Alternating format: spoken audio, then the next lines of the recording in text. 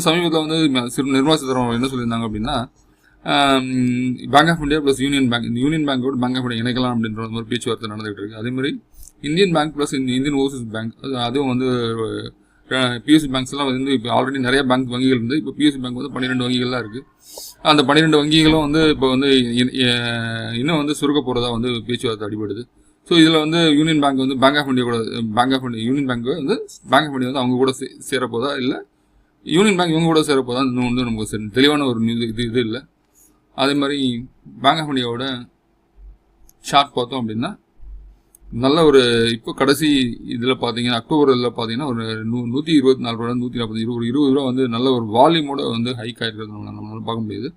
அது இப்போ லாஸ்ட்டாக வந்து க்ளோசிங் பார்த்தா 144 ரூபா 50 காசு நல்ல க்ளோசிங் கொடுத்துருக்காங்க. அது வீக்லி சார்ட்லேயும் வந்து நல்ல வால்யூம் இருக்குது. ஸோ வீக்லி சார்ட் கண்டினியூஸாக ஒரு 3 வாரம் நல்ல வால்யூமோட வந்து ஏற்றம் கொடுத்துருக்காங்க.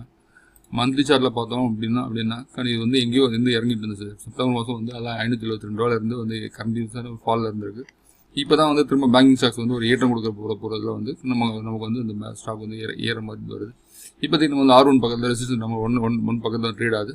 ஸோ நமக்கு வந்து ஒரு 2-3 ஒரு 200 வரைக்கும் போகக்கூடிய நமக்கு மினிமம் 150 ரூபா வரைக்கும் இல்லை நேரில் 150 ரூபா தாண்டி இருந்தது ரெசிஸ்டன்ஸ் 2 போட்டு கட் பண்ணிச்சுன்னா R3 வந்து போனுச்சுன்னா ஒரு 203 ரூபா வரைக்கும் போகக்கூடிய வாய்ப்புகள் உண்டு. இப்படி போச்சு அப்படின்னா கிட்டத்தட்ட வந்து இது வந்து டிசம்பர் 17 அதாவது 17ஆவது வருஷம் இருந்தால் ஹை வரைக்கும் போகக்கூடிய வாய்ப்புகள் உண்டு. பார்க்கலாம் இந்த பங்கு வந்து நமக்கு எப்படி போகுது அப்படின்றது. ஸோ இது வந்து முதல் பங்கு நம்ம எடுத்துக்கிறது.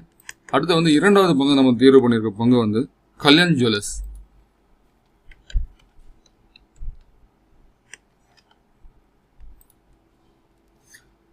கல்யாண் ஜுவல்லர்ஸ் லாஸ்ட்டாக வந்து 513 ரூபா வந்து க்ளோஸ் ஆகிருக்கு.